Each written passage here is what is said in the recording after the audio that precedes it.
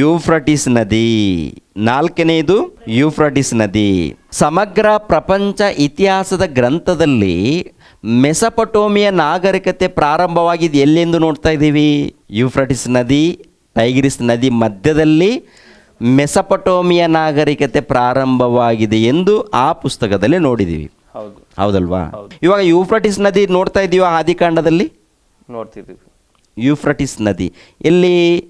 ಆದಿಕಾಂಡ 2ನೇ ಅಧ್ಯಾಯ 14ನೇ ವಚನದಲ್ಲಿ. ಆದಿಕಾಂಡ 2ನೇ ಅಧ್ಯಾಯ 14ನೇ ವಚನದಲ್ಲಿ ನೋಡಿದ್ದೀವಿ ಯೂಫ್ರಟಿಸ್ ನದಿ. ಮತ್ತು ಟೈಗ್ರಿಸ್ ನದಿ ಅದು ಕೂಡ ಇರಬೇಕಲ್ವಾ?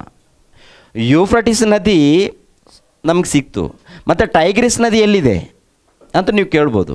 ಇಲ್ಲ ಬೇರೆಯವರು ಆದರೂ ಕೇಳ್ಬೋದು. ಯಾಕೆಂದರೆ ಅಲ್ಲಿ ಟೈಗ್ರಿಸ್ ನದಿ ಇದೆ, ಯೂಫ್ರಟಿಸ್ ನದಿ ಇದೆ ರೀ. ಅದರ ಮಧ್ಯದಲ್ಲಿ ಮೆಸಪಟೋಮಿಯ ನಾಗರಿಕತೆ ಪ್ರಾರಂಭವಾಗಿದೆ. ಮತ್ತು ಯೂಫ್ರಟಿಸ್ ನದಿ ಮಾತ್ರ ತೋರಿಸಿದ್ದೀರಾ, ಅದರ ಬಳಿಯಲ್ಲಿ ಇನ್ನೊಂದು ನದಿ ಇದೆ ಅಲ್ವಾ, ಟೈಗ್ರಿಸ್ ನದಿ, ಅದೆಲ್ಲಿದೆ ತೋರಿಸ್ರಿ ಅಂತ ನೀವು ಕೇಳ್ಬೋದು. ಅದು ಕೂಡ ಇಲ್ಲೇ ಬರೆಯಲ್ಪಟ್ಟಿದೆ. ಮೇಲ್ಗಡೆ ಮಾತು ಸಿದ್ದೆಕೇಲ್ 14ನೇ ವಚನ ನೋಡಿ. 14ನೇ ವಚನ. 3ನೆಯ ನದಿ ಹೆಸರು ಹಿದ್ದೆಕೇಲ್. ಹಿದ್ದೆಕೇಲು ಎನ್ನುವಂಥ ಪದದ ಬಳಿಯಲ್ಲಿ, ಆ ಒಂದು ವಚನದ ಬಳಿಯಲ್ಲಿ ಫುಟ್ ನೋಟ್ ಅಂಕೆ ಕೊಟ್ಟಿದ್ದಾರೆ ನೋಡಿ. ಹೌದು, ಕೆಳಗಡೆ ನೋಡಿ. ಹಿದ್ದೆಕೇಲ್ ಎಂಬುದು ಟೈಗ್ರಿಸ್ ನದಿ. ಹಿದ್ದೆಕೇಲ್ ಎಂಬುದು ಟೈಗ್ರಿಸ್ ನದಿ. ಟೈಗ್ರಿಸ್ ನದಿ, ಯೂಫ್ರಟಿಸ್ ನದಿ ಎರಡು ಒಂದೇ ಕಡೆ ಇಲ್ಲಿ ಕಾಣ್ತಾ ಇದೆಯಾ? ಹೌದು. ಹಿದ್ದೆಕೇಲ್ ಅಂದರೆ ಟೈಗ್ರಿಸ್ ನದಿ. ಟೈಗ್ರಿಸ್ ನದಿ ಅದು ಅಶೂರ್ ದೇಶದ ಮುಂದೆ ಹರಿಯುವುದು. 4ನೇದು ಯೂಫ್ರಟಿಸ್ ನದಿ.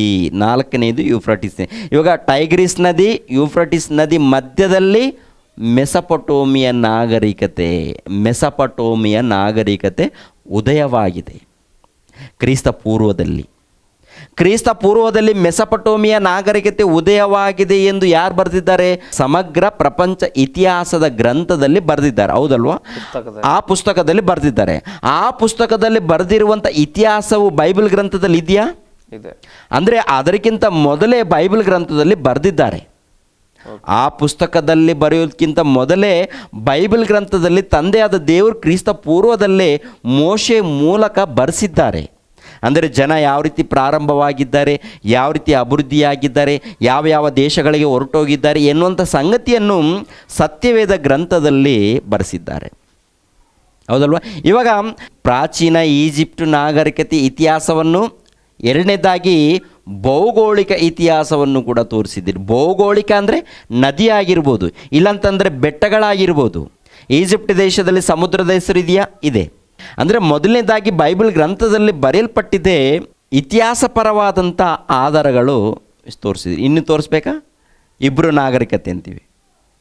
ಇಬ್ರು ನಾಗರಿಕತೆ ಎಲ್ಲಿಂದ ಪ್ರಾರಂಭವಾಗುತ್ತೆ ಅದ್ರ ಕೂಡ ನೋಡೋಣ ಒಂದು ಸಾರಿ ಸುಮಾರು. ಯಾಕೆಂದರೆ ಬೈಬಲ್ ಗ್ರಂಥ ಮಹಾಜ್ಞಾನ ಗ್ರಂಥ, ಇತಿಹಾಸಪರವಾದಂಥ ಆಧಾರಗಳನ್ನು ತುಂಬಿರುವಂಥ ಗ್ರಂಥ, ಭೌಗೋಳಿಕ ಪರವಾದಂಥ ಆಧಾರಗಳು ತುಂಬಿರುವಂಥ ಗ್ರಂಥ, ಶಾಸ್ತ್ರಪರವಾದ ಆಧಾರಗಳು ಇರುವಂಥ ಗ್ರಂಥ.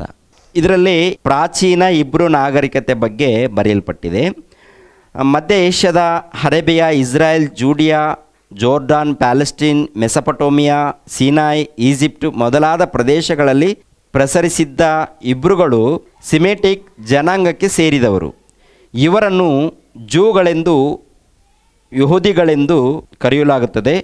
ಇವರ ಮೂಲತ್ವವನ್ನು ಪೂರ್ವ ಈಸ್ಟ್ ಸೆಮೆಟಿಕ್ ಜನಾಂಗಕ್ಕೆ ಒಯ್ಯಲಾಗಿದೆ. ಅಬ್ರಹಾಮನು ಇವರ ಮೂಲ ಪುರುಷನೆಂದು ಪರಿಗಣಿಸಲಾಗಿದೆ. ಅಬ್ರಹಾಂ ವಂಶದಲ್ಲಿ ಜೇಕಬ್ ಎಂಬವನು ಇಸ್ರಾಯೇಲ್ ಎಂಬ ಹೆಸರಿನಿಂದ ಪ್ರಖ್ಯಾತಿ ಪಡೆದಿದ್ದಾನೆ.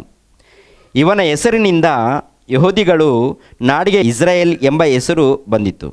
ಬೈಬಲ್ ಪ್ರಕಾರ ಕ್ರಿಸ್ತಪೂರ್ವ 1250, ಬೈಬಲ್ ಪ್ರಕಾರ ಕ್ರಿಸ್ತಪೂರ್ವ 1250 ಸುಮಾರಿನಲ್ಲಿ ಮೋಸೆಸ್ ಎಂಬುವನು ಈಜಿಪ್ಟಿನಲ್ಲಿದ್ದು ಇಬ್ರುಗಳನ್ನು ಗುಲಾಮತನದಿಂದ ಮುಕ್ತಗೊಳಿಸಿ ಸಿನಾಯಿ ಪ್ರಾಂತಕ್ಕೆ ಕರೆತಂದನು. ಅವರು ಯೆಹೋವ ಅಥವಾ ಜೆಹೋವ ಎಂಬ ಹೆಸರಿನ ನಿರಾಕಾರ ದೇವರನ್ನು ಮಾತ್ರ ಆರಾಧಿಸುವಂತೆ ಎಂಬ ಹೆಸರಿನಲ್ಲಿ ದೇವರನ್ನು ಆರಾಧಿಸಿಕೊಂಡು ಬಂದಿದ್ದಾರೆ. ಅಂದರೆ ಇಲ್ಲಿ ನೋಡುವಾಗ ಇಬ್ರಿಯರು ಯಾರ ವಂಶದವರ ಮೂಲಕ ಪ್ರಾರಂಭವಾಗಿದ್ದಾರೆ ಎಂದು ಈ ಗ್ರಂಥದಲ್ಲಿ, ಈ ಪುಸ್ತಕದಲ್ಲಿ ಬರೆಯಲ್ಪಟ್ಟಿದೆ, ಈ ಪುಸ್ತಕದಲ್ಲಿ ಬರೆದಿದ್ದಾರೆ. ಪ್ರಪಂಚ ಇತಿಹಾಸದ ಪುಸ್ತಕ ಅಲ್ವಾ? ಪ್ರಪಂಚ ಇತಿಹಾಸದ ಪುಸ್ತಕ ಆಗಿರುವಾಗ ಈ ಪುಸ್ತಕದಲ್ಲಿ ಪ್ರಾಚೀನ ಇಬ್ರಿಯ ನಾಗರಿಕತೆ ಪ್ರಾರಂಭವಾಗಿದೆ. ಕ್ರಿಸ್ತಪೂರ್ವ ಪ್ರಾಚೀನ ಇಬ್ರು ನಾಗರಿಕತೆ ಯಾರ ಸಂತಾನದಿಂದ ಪ್ರಾರಂಭವಾಗಿದೆ ಎಂದು ಹೇಳಿದ್ದಾರೆ? ಖಂಡಿತವಾದಂಥ ಆಧಾರಗಳನ್ನು ಕೊಟ್ಟಿದ್ದಾರೆ. ಖಂಡಿತವಾದಂಥ ಆಧಾರಗಳು. ಓಕೆನಾ? ಯಾರ ಸಂತಾನದಿಂದ ಬಂದಿದ್ದಾರೆ ಅಂದರೆ ಇಬ್ರಿಯರು ಅಬ್ರಹಾಮನ ಸಂತಾನದಿಂದ ಅಭಿವೃದ್ಧಿಯಾಗಿದ್ದಾರೆ ಅಂತ ಹೇಳಿದ್ದಾರೆ.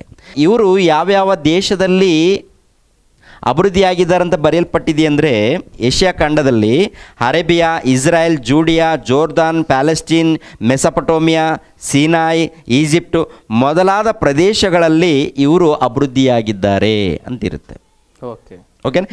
ಇವಾಗ ಅಬ್ರಾಮ್ ಸಂತಾನದ ಮೂಲಕ ಇಬ್ರಿಯರು ವಂಶ ಪ್ರಾರಂಭವಾಗಿದೆ ಅಂತ ಹೇಳಿದಾರಲ್ವ. ಇವಾಗ ಅಬ್ರಹಾಂ ಸಂತಾನದ ಮೂಲಕ ಬೈಬಲ್ನಲ್ಲಿ ಅಬ್ರಹಾಮನ ಸಂತಾನದ ಮೂಲಕ ಇಬ್ರಿಯರ ಒಂದು ನಾಗರಿಕತೆ ಪ್ರಾರಂಭವಾಗಿದೆಯಾ ವಾಗಿಲ್ವಾ ಅಂತ ಒಂದು ಸಾರಿ ವಾಕ್ಯದ ಮೂಲಕ, ಬೈಬಲ್ ಮೂಲಕ ಒಂದು ಸಾರಿ ಪರಿಶೋಧನೆ ಮಾಡುವಾಗ ನೋಡೋಣ. ಆ ಮಾತನ್ನು ಕೂಡ ಎಲ್ಲಿರುತ್ತೆ ಆ ಮಾತು? ಆದಿಕಾಂಡ 14ನೇ ಅಧ್ಯಾಯ 13ನೇ ವಚನವನ್ನು ಒಂದು ಸಾರಿ ನೋಡಿ. 13ನೇ ವಚನವನ್ನು, ತಪ್ಪಿಸಿಕೊಂಡವನೊಬ್ಬನು ಇಬ್ರಿಯನಾದ ಅಬ್ರಹಾಮನ ಬಳಿಗೆ ಬಂದು ಇದನ್ನು ತಿಳಿಸಿದನು.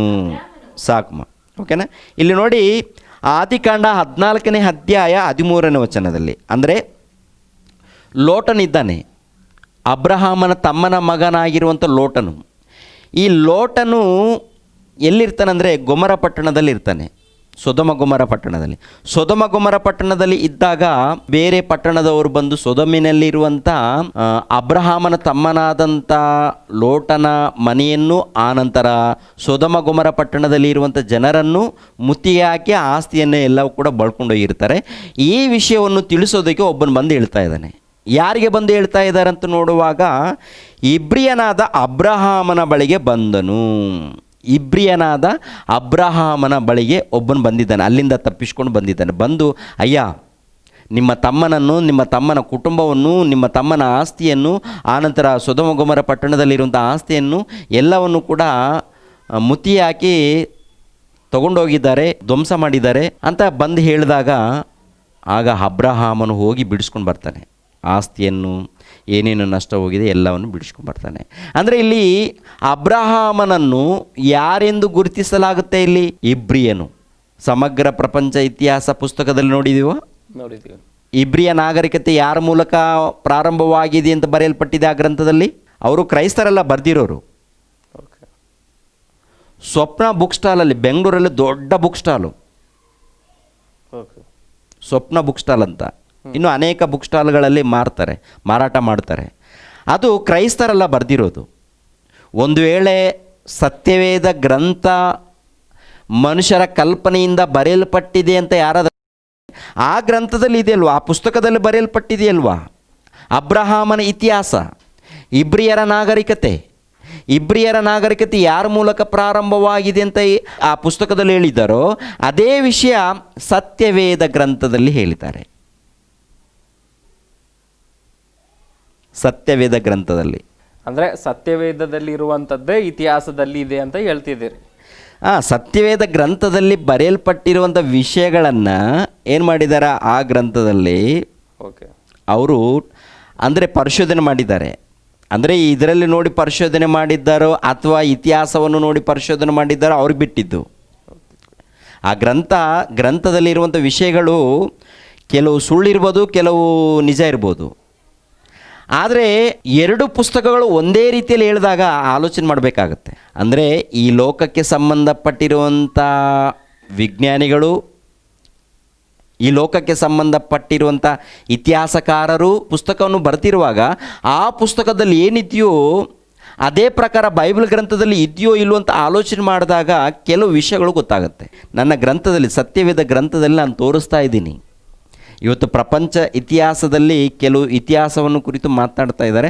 ಆ ಇತಿಹಾಸದ ವಿಷಯಗಳನ್ನು ಬೈಬಲ್ ಗ್ರಂಥದಲ್ಲಿ ಬರೆಯಲ್ಪಟ್ಟಿದೆ. ಕ್ರಿಸ್ತ ಪೂರ್ವದಲ್ಲಿ 1ನೇ ಶತಮಾನದ ತನಕ ಬೈಬಲ್ ಗ್ರಂಥದಲ್ಲಿ ಇತಿಹಾಸವು ಬರೆಯಲ್ಪಟ್ಟಿದೆ. ಬೈಬಲ್ ಗ್ರಂಥದಲ್ಲಿ ಪ್ರಪಂಚದ ಇತಿಹಾಸವು ಬರೆಯಲ್ಪಟ್ಟಿದೆ. ಆನಂತರ ಭವಿಷ್ಯತ್ ಜ್ಞಾನವನ್ನು ಕುರಿತು ಬರೆಯಲ್ಪಟ್ಟಿದೆ. ಈಗ ಇಬ್ರಿಯರ ಇತಿಹಾಸವನ್ನು ನಾವು ನೋಡಿದ್ದೀವಿ. ಯಾರ ಮೂಲಕ ಪ್ರಾರಂಭವಾಗಿದೆ ಎಂದು?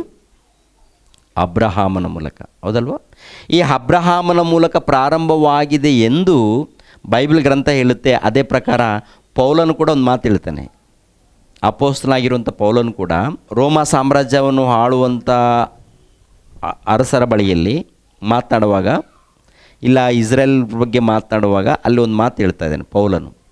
ಏನು ಹೇಳ್ತಾ ಇದ್ದಾರೆ? ಒಂದು ಸಾರಿ 2ನೇ ಕೊರಿಂಥದವರಿಗೆ ಬರೆದ ಪತ್ರಿಕೆ 2ನೇ ಕೊರಿಂಥದವರಿಗೆ ಬರೆದ ಪತ್ರಿಕೆ 11ನೇ ಅಧ್ಯಾಯ 22ನೇ ವಚನ 23ನೇ ವಚನ. 11ನೇ ಅಧ್ಯಾಯ 22, 23ನೇ ವಚನ ಓದಿಮ. ಅವರು ಇಬ್ರಿಯರು, ನಾನು ಇಬ್ರಿಯನು. ಅವರು ಇಸ್ರಾಯೇಲ್ಯರು, ನಾನು ಇಸ್ರಾಯೇಲ್ಯನು. ಅವರು ಅಬ್ರಹಾಮನ ವಂಶದವರು, ನಾನು ಅದೇ ವಂಶದವನು. ಅವರು ಕ್ರಿಸ್ತನ ಸೇವಕರು, ಅವರಿಗಿಂತ ನಾನು ಹೆಚ್ಚಾಗಿ ಸೇವೆ ಮಾಡುವವನಾಗಿದ್ದೇನೆ. ಅವರಿಗಿಂತ ಹೆಚ್ಚಾಗಿ ಸೇವೆ ಮಾಡುವವನಾಗಿದ್ದೇನೆ. ಅಂದರೆ ಅಲ್ಲಿ ಕ್ರೈಸ್ತರ ಮಧ್ಯದಲ್ಲಿ ಸ್ವಲ್ಪ ವಿವಾದಗಳು ಬಂದಿದೆ ಅನ್ನೋ ರೀತಿಯಲ್ಲಿ ಕಾಣುತ್ತೆ. ಆದರೆ ಇತಿಹಾಸಪರವಾದಂಥ ಆಧಾರಗಳನ್ನು ಇಲ್ಲಿ ನಮಗೆ ತೋರಿಸ್ತಾ ಇದ್ದಾನೆ. ಏನು ತೋರಿಸ್ತಾ ಇದ್ದಾನೆ ಅಂದರೆ, ಇಸ್ರಾಯೇಲ್, ಅವರು ಇಸ್ರಾಯೇಲ್ಯರ, ನಾನು ಇಸ್ರಾಯೇಲ್ಯನು.